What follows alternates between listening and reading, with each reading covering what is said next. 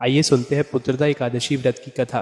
पूर्व काल की बात है। भद्रावतीपुरी में राजा सुकेतुमान राज करते थे। उनकी रानी का नाम चंपा था।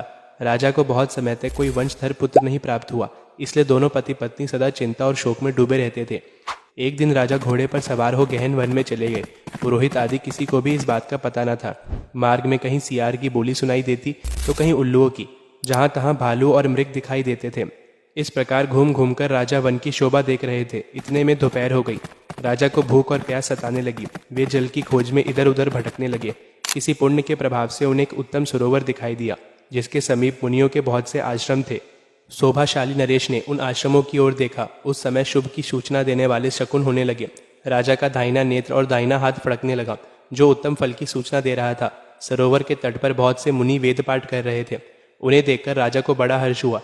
वे घोड़े से उतरकर मुनियों के सामने खड़े हो गए और उन सबकी वंदना करने लगे। वे मुनि उत्तम व्रत का पालन करने वाले थे। जब राजा ने हाथ जोड़कर बारंबार दंडवत किया, तब मुनि बोले, राजन, हम लोग तुम पर प्रसन्न हैं। राजा बोले, आप लोग कौन हैं? आपका नाम क्या है तथा आप लोग किस लिए यहाँ एकत्रित हुए हैं? कृपया यह सब बताइए। मुनि बोले, राजन, हम लोग विश्वदेव हैं, यहाँ स्नान के लिए आए हैं। माघ मास निकट आया है। आज से 5वें दिन माघ का स्नान प्रारंभ होगा।